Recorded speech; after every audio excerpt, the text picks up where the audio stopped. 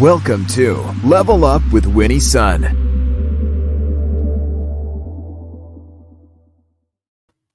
Well, hello, and thank you so much for tuning in today. Happy Thursday. I hope that you're doing well. How's your day been going so far? It's been so busy here, but you know what? These days, busy is a beautiful thing, right? And if you're joining us on the replay, thank you so much for tuning in. I know lots of you do, and a huge hello to you. Definitely do me a favor and include the word replay and comments so they'll catch your view. And welcome to the show.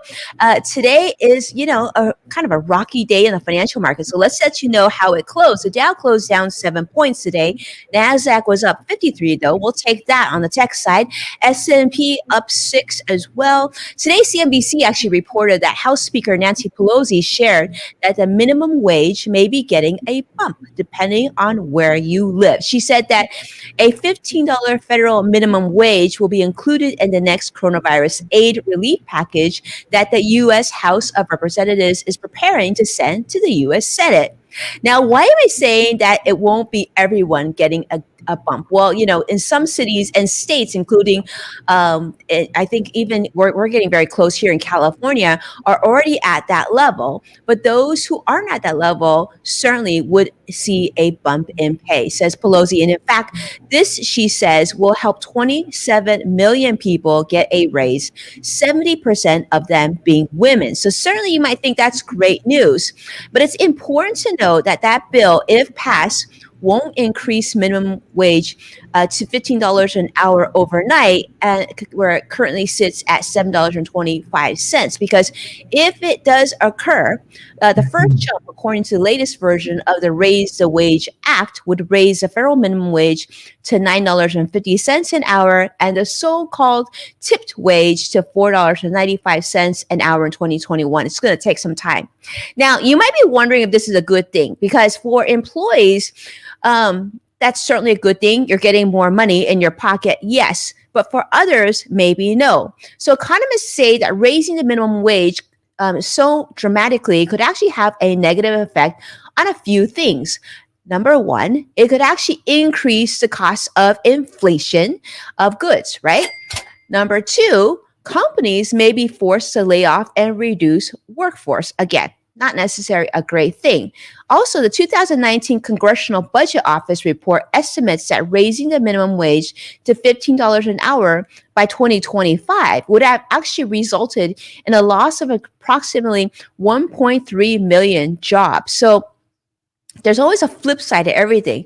The numbers actually could substantially go higher because companies who made a major move towards outsourcing jobs to less expensive labor markets outside the country, that could actually impact employment here in the United States.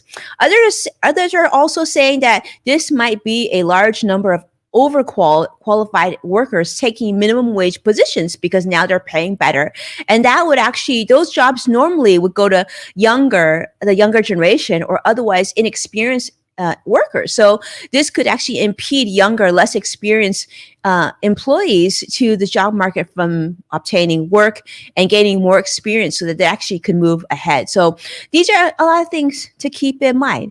Now, I want to talk about something else though, because many of you know that I've been really excited about learning more about employee resource groups. In fact, there has been a study that's shown that 90% of Fortune 500 companies have employee resource groups. Now, what are these? We talked about these before, but they typically come in 4 common types of employee groups: diversity resource groups, volunteer groups, affinity groups, and professional development groups. And today I'm very excited because we have very special guests that are going to help lead that discussion, explain to you more about what they are and what they do. And more importantly, if you don't have one in the workplace where you are, maybe this is a discussion that you can have with your company, right? So I'm really excited to be introducing and inviting 2 friends onto the show today. We've got Francisco joining us. Francisco, how are you? Hi, I'm good. How are you? Good. Thank you so much for being here.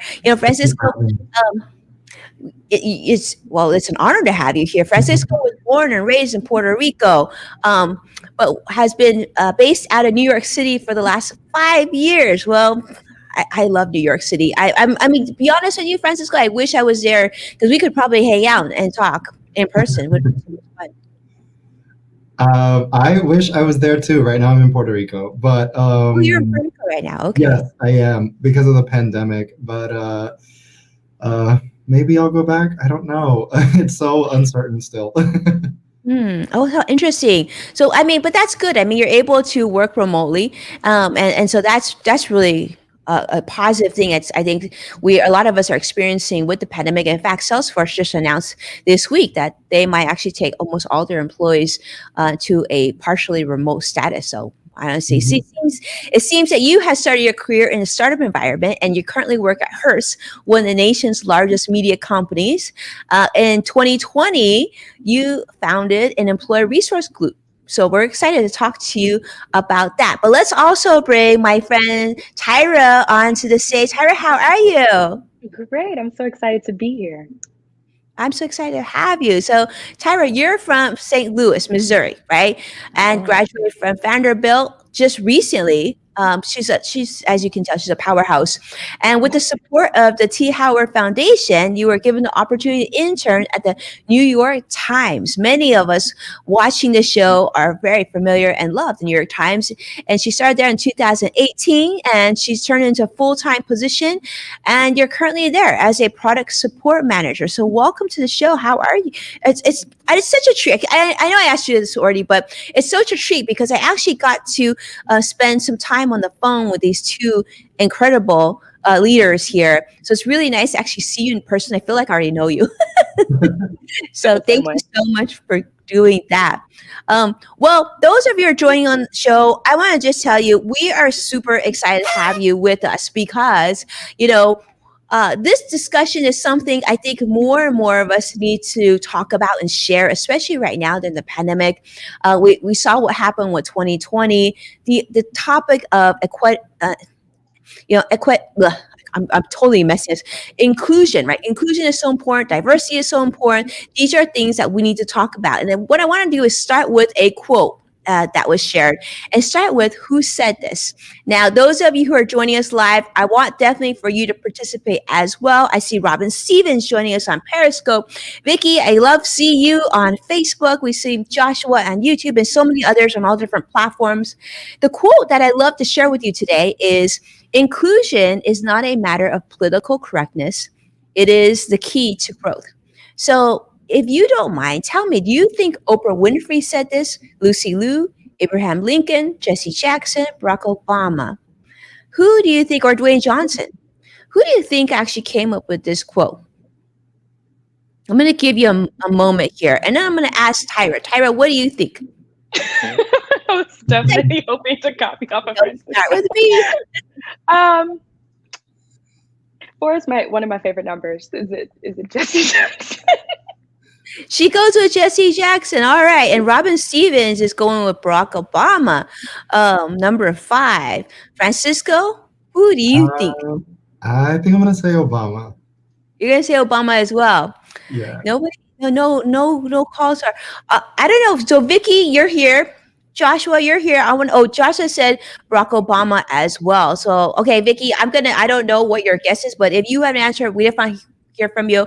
But I will tell you the answer to this. Shall we tell you? I feel like we need to tell you. So the answer is, well, Jesse Jackson. Oh, Vicky chose. Oh, cool. It was actually Jesse Jackson all across the board. Like Tyra, congratulations for winning that. I should have said 4. Guessing comes.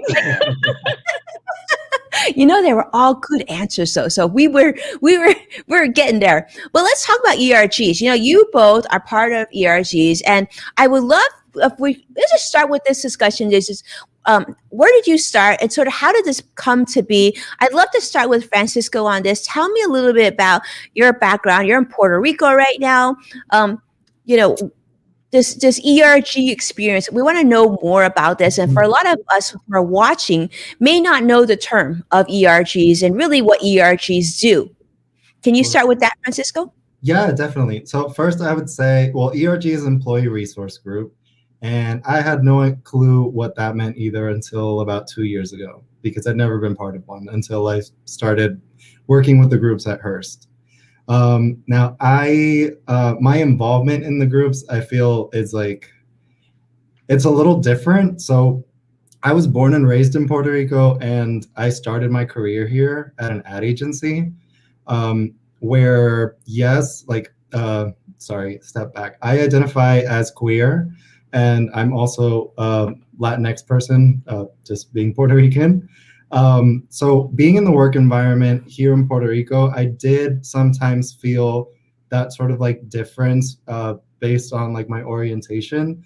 Never enough for it to like affect my work because I had pretty healthy work environments, but I knew that that made me different.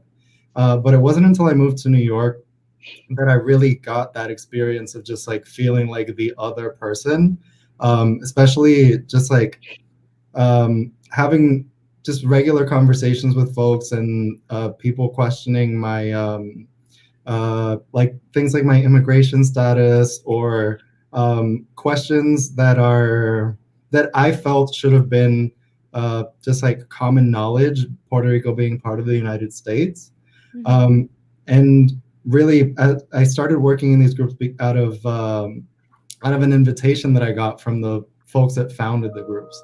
So first I started working in a group called Hearst Pride that was founded by a person named Adam Schubach at Hearst. And I worked in that group for about a year. And then I was approached while I was working in that group, I was approached by two other people to start a Latinx group. So the first time I was like, maybe not, because it's a lot on my plate. It's a lot of work starting these groups. But then by the second time, I was like, well, I guess this is a sign. And I started working in the Latinx group. I And I love would that. say what really drew me to it is just being able to build that sense of community and being in those meetings and hearing people like just feel seen. That's something that based on their identity, that's something that I'd never had to deal with until I moved out of Puerto Rico. So just it's something that I cherish more now. I love that. I gotta say, it's so true. Sometimes people forget Puerto Rico is part of the United States, and actually, it's one of the places I definitely want to visit with my family because I actually have friends that live and work there, and it's so conducive. And you said like you're working there right now, and it's conducive to remote working because similar time zones, so it's not that much of a stretch. But I completely understand and can relate to coming, like you said, well, going to another country would be different, but it's the same country, and yet people sort of, you felt like the outer employee, right? You weren't part of the organization itself, and it was really different. I loved when we were talking earlier, and you said it was interesting because in Puerto Rico, well, I felt more the same, right? Like people Yeah, had. definitely. So in it's almost like a moment of awakening, right? Because in Puerto Rico,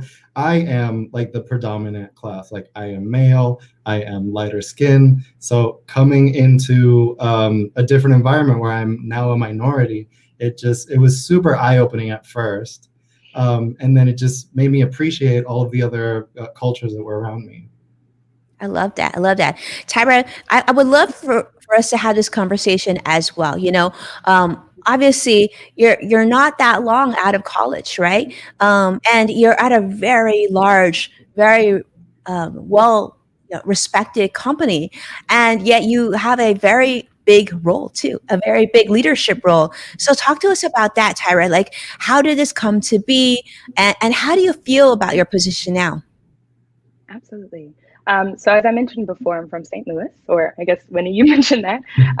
I grew up in a predominantly Black area. My mom was very dedicated to ensuring that I saw a lot of positive Black representation. So I was a part of groups that were volunteering together, learning how to play sports together. And so the way that I learned how to socialize was primarily around Black people. Then I went to college at Vanderbilt University, which is a predominantly white institution. And I found myself feeling very unsure of how to navigate those spaces. And I kept looking for opportunities to find people who looked like me, people who had similar experiences to me, people who were struggling with school in the same way that I was. And I found that when I approached my career, I was experiencing the same thing. So I started at New York Times as an intern back in 2018 and was having the time of my life. I loved my team. I loved my boss. I loved the work that I was doing, Mhm. but I was still looking for those safe places. I was like, where are people who are understanding the experiences that I'm having? Where are people who are also trying to understand how to navigate this very historical institution? And at the same time, while respecting it, acknowledging that there are opportunities to improve it and opportunities to expand the people that we wish to reach and expand the content that we create, and also just make sure that the people who are doing that work feel supported. So I had a lot of those conversations while I was an intern, and in the midst of doing all of the networking with, people who definitely didn't have similar experiences to me, I was always looking for that type of support. And luckily, I was able to find it because we had a very robust employer resource group called Black at NYT that was led by two incredible people who were very dedicated to ensuring that Black people had a voice, they had a safe place, and they had an opportunity to learn from each other. And I really valued that. So fast forward, after my internship, I was lucky enough and blessed enough to be able to create another internship during my winter break, leading in my senior year. And after performing well there, I was able to secure a full-time role right out of college. Once I started at the New York Times right out of college, I once again found myself looking for those same people that I connected with during my internship, and felt the need to not only reach out to them and say like, oh, can we make sure that we're keeping up programming and how can I help, but also learning about how they work, because I knew that I was very interested in being a part of creating a culture that allows like very gifted people who come from different spaces to feel welcomed at the Times and to feel validated at the Times. So that turned into me stepping up over the last couple of months into a role that allows me to really dictate a lot of the programming that we have at the New York Times under Black at NYT, which has been such a wonderful opportunity and has really allowed me to focus on what it is that people need to feel like they can be their best selves at work.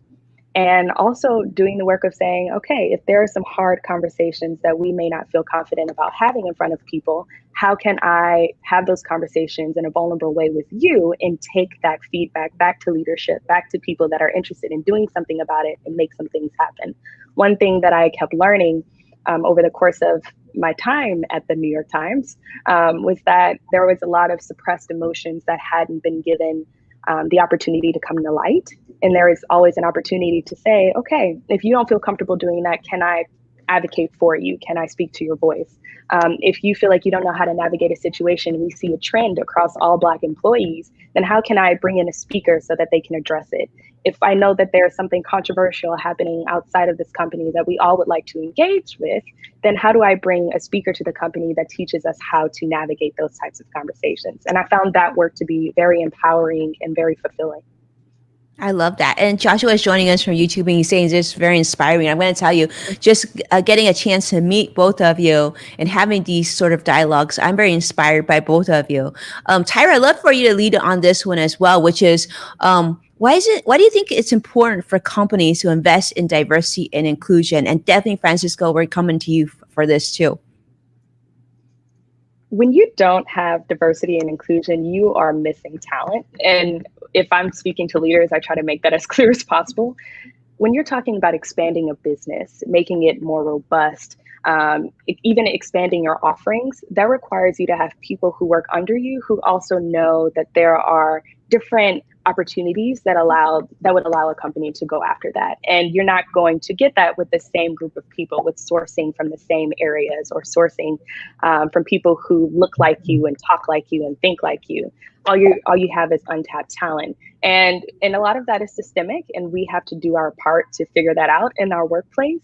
But there's too much benefit to having diversity and inclusion efforts, to having ERGs at the company, because one thing that I've been reading up on, and you can also just see it from your experiences, is that when people don't feel included at work, they're not as productive.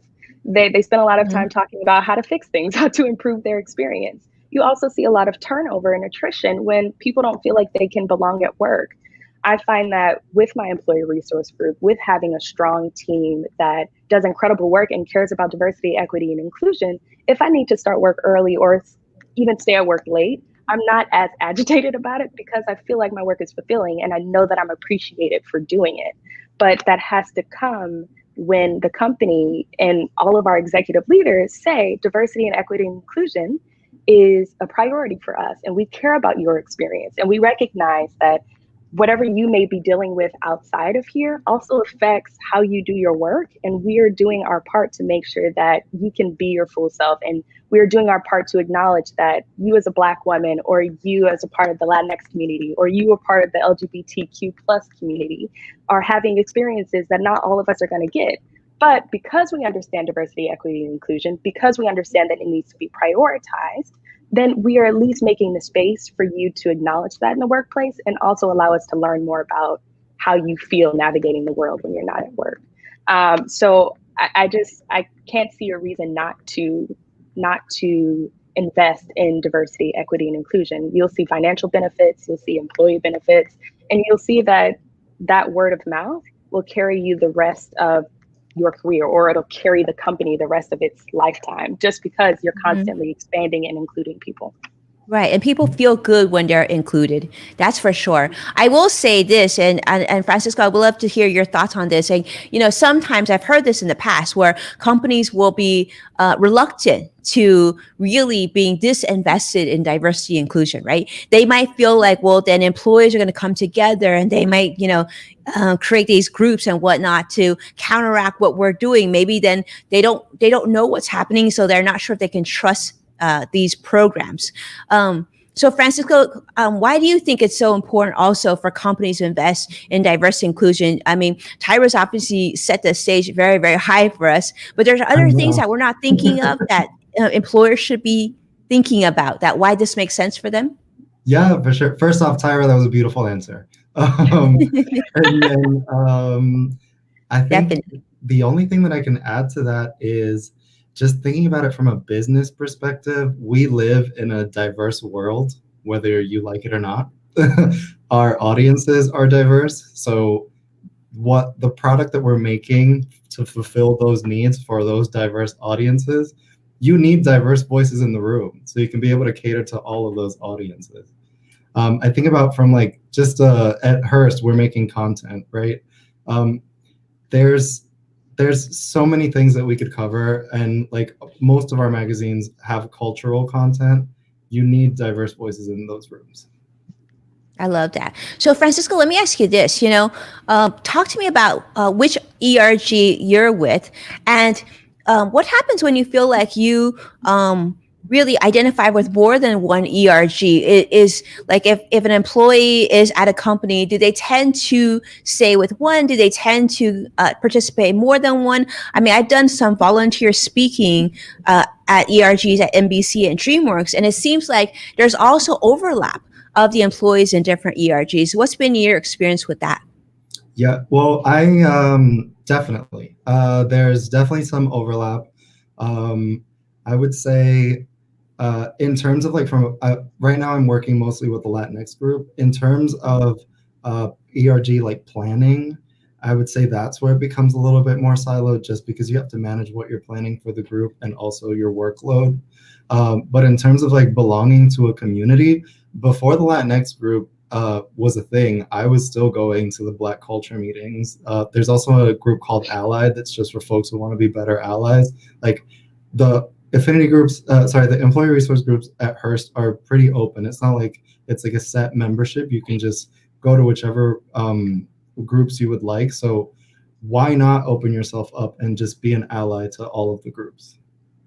I love that. I love that. So Francisco, let me come back to you again too. One more question is like, during this time with the pandemic, we saw with 2020 arguably was one of the most challenging years of our lives. I know the two of you, you probably haven't experienced a year quite like that, right? Not only are we talking about the pandemic, but talk about all the social challenges that everybody had to witness. Some of you had to live and experience maybe in real life even, right?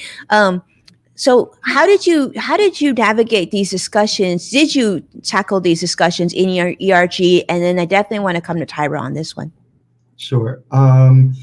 So yes, 2020 has been wild. I mean, was wild, and 2021 so far. I mean, it's pretty much 2020 part two.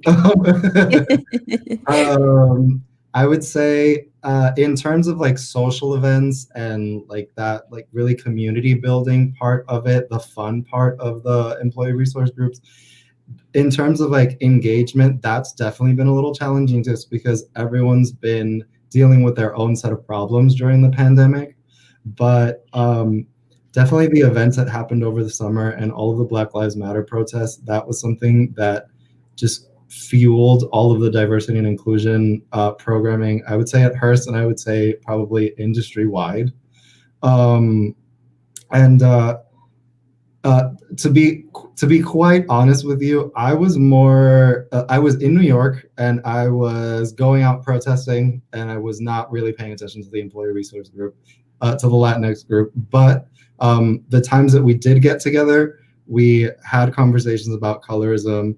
We like amplified things that the Black culture group was doing in terms of like events and conversations, making sure to like attend those things.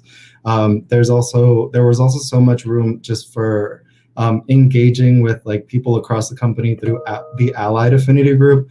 I would say that was probably the affinity group that got the most attention, because we're literally coming together regardless of what's going on in the world, just to talk about race and like these systemic racism and all of these like power dynamics in our industry and in the United States.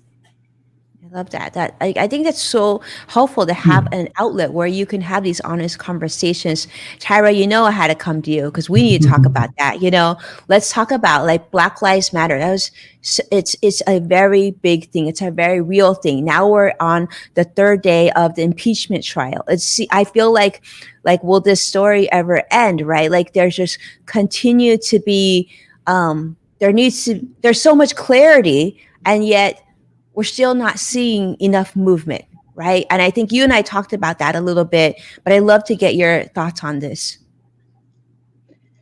I definitely agree. I think one of the hardest things about being Black in corporate America right now is you're watching everything happen outside, and you know that it affects you. And somehow, in a lot of ways, people feel pressured to not mention it at work and mention that they are being affected by it at work, which is once again, the importance of employee resource groups. One thing that we found to be very helpful, and our previous leaders also did a wonderful job at doing it as well, was taking out the time to acknowledge that this is really hard to deal with. And going through the second impeachment trials are difficult to watch. And especially at the New York Times, a lot of our Black staff is tasked with marketing it, writing the content, following it very closely, which it's tiring, it's exhausting, and it's very difficult for them to have to do that. But once again, like we're finding that acknowledging that difficulty and creating the space for people to be able to have those conversations with people who are going through the same thing has to be our priority. After the murders of Breonna Taylor and George Floyd, we were tasked not only with figuring out how to handle it ourselves, but also understanding like, how do you give people what they need? Because we're not all focused at work right now, we're struggling. And our leaders did a good job of reaching out to people and saying, hey, here's an event called It's Okay to Not Be Okay. Let's all come together and let's just talk about it, because we're not at work, and we know that if we were, we would be handling this together. So let's create a space for us to be together. And even now, checking in and saying, hey, I don't know about y'all, but this week was really rough for me, and I'm just trying to make it through. If you need to talk, feel free to reach out. Or if you're feeling the same way, like it's definitely okay, you're not alone. And I'm finding that doing those little words, those little messages are very impactful. And it's something that we have to do a better job of doing, because we don't have clarity. We have no idea when this is going to end. This has been a battle that Black people have had to deal with our entire lives, and there is no sign of it letting up. But we have to do at least better. We have to do our part of acknowledging it and acknowledging that it's hard. So I'm so incredibly pleased and inspired by my colleagues who continue to bring that honesty to the workplace and also to their reporting. Well, I gotta say, I'm so inspired by both of you, especially you, Tyra. I mean, being so young, right? I mean, she's got the knowledge base of someone maybe 5 times older than she is. I mean, at this point, I'm ready to nominate her for president because she's incredible. But these are the things that we need to hear, and so some of you might be thinking, well, why not have these groups? You know, you probably have these groups maybe at your church or another organization outside of work. Why bring that into work, right? Some people might think, well, this is a distraction. You're supposed to be focusing on your work. But we're seeing time and time again that companies, especially the most successful, which is the biggest companies in the country, 90% of them, Fortune 500 companies, have ERGs in the workplace. So you might feel like maybe your company's too small for a group like that. And that's possible. But know that you can have these very honest and transparent and more raw discussions. And it's okay. It actually seems like we have two very positive employees here, right? Feeling fulfilled in completely two different locations. Francisco's in Puerto Rico. Francisco, talk about working from home and being part of your ERG. How has that changed for you? Well, it's a lot of Zoom meetings. And I would say, well, what we decided to do was, yeah, keep in mind we launched in 2020, so we've mostly just been a virtual group. Towards the end of Q3 and Q4, we just got together and thought about what we wanted 2021 to look like. And we're really just focusing on things that will help the business, but things that will also help us from a career perspective. So maybe not, maybe we're not getting together as often as we'd like, but the times that we're getting together, we want to make sure that they're meaningful. And also, just to add to what Tyra was mentioning, I found a lot of comfort in just, even if folks aren't like making it to all of the meetings, just having those people that I know now and that I can check in with and just be like, hey, like, how are you doing? Or someone will share something personal that they're going through, and just building that personal relationship with my coworkers. And sometimes they're not even my coworkers, because I've met people from all across Hearst. So people that work in television, I work in magazines, people that work in newspapers. It's been nice. That's wonderful. Yeah. And I love that. And I love how you said you could just, it doesn't have to be an official meeting. You just feel like you've made friends, right, within your organization. And and Tyra has said, you know, it's okay not to be okay. I think we need to really own that right now. It's totally okay not to be okay. And it's not just now, but I think even if we go back to things that are normal, it is okay not to be okay as well. And it's okay to have these conversations in the workplace and still do your jobs very proactively and professionally, and and be productive employees. One thing, Tyra, I'd love for you to handle is this. Do you think that employees should fight to have ERGs present in their workplace if they don't have these? What are your thoughts? I absolutely think employees should fight for having that space. And I don't know what my experience at the New York Times would be without having it, which is why I think it's so important. ERGs are for those who feel alienated often in their workplace already. And if you can find other people who feel the same way, there's a huge opportunity for you to create an employee resource group.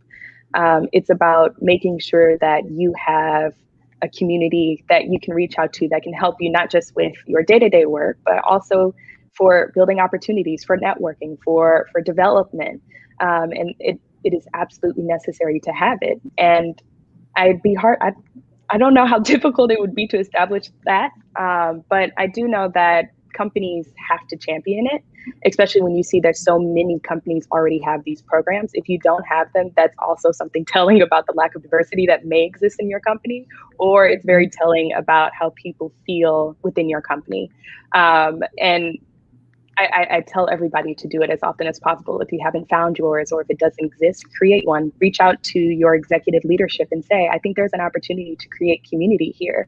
And that's only going to benefit this company because now we found a space to support one another, and we can be dedicated to our work while doing that and being happy while doing that. All it takes is finding a group of people who are like-minded and agree to the employee resource group, having the executive leaders bought into it, and then creating your missions and statements and values and documenting what is it exactly that I want this employee resource group to do? How do I want it to function? Who do I want to recruit? And how do we include these types of employee resource groups all throughout the company? How do we include it in our onboarding process? How do we champion it while interviewing new candidates? How do we ensure that we're even increasing our community blueprint by having them? Because I find that the employee resource groups at my company do a lot of work, not only internally, but externally as well.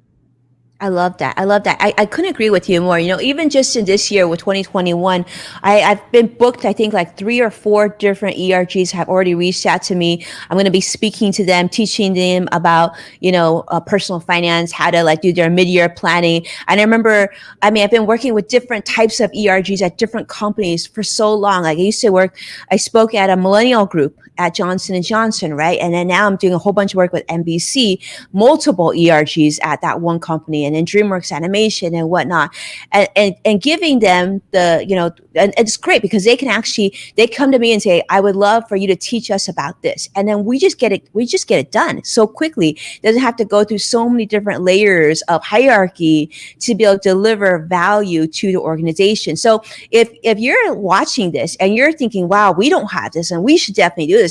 Francisco is a great example of this. Tyra is a great example of this. They are employees that you probably watching. If you're an employer, you're probably like, I would love to have employees take the initiative to do this in my workplace, right?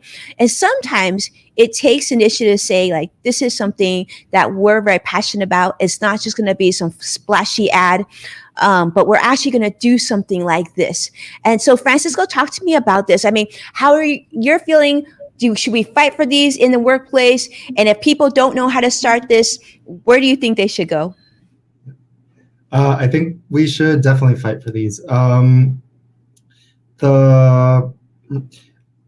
What's helped me the most, I actually had a privilege to attend a meeting from an organization called Clio. And it's actually like a Latinx employee resource group association. And what I learned there was everyone was just like, I'm sorry, it was a summit with these folks that have been leading ERGs for like over 20 years, which again, I had no clue. I've just started working in this in the last 2 years. And they were all just sharing like their insights on how they plan and how they pitch their ideas to the company. Also how to like develop a budget and establish like quarters and all of these goals for each quarter, and how to structure each committee. There's a whole bunch of information online on how to do this. I guess the best advice that I could give if you're looking to start one of these groups is to look within like your org chart, look within the company and see if there's someone in leadership that can mentor you through this process. When you're looking for an executive sponsor, you really want somebody that's going to be engaged and understand the importance of why you have this group, so that they can be there to support you. It's as I've mentioned a couple times that it's work. It's not. Please don't be deterred by that. It's fun work. But sometimes you do need that extra push or just like people around you to be able to lift you up and make sure and keep you accountable. I love that. I think we all need that, Francisco. We all need someone to help keep us accountable. Yeah. And I want to say just a sincere thank you for leading this discussion with me today. And I've learned so much from both of you. And I didn't think I could appreciate you more, but now coming on the show, I appreciate you even more than I did before we started. So thank you for doing this and sharing your knowledge and being so honest today. So super helpful. Let's have a little bit of fun. I feel like we should have a little bit of a speed round since we have you in the hot seat.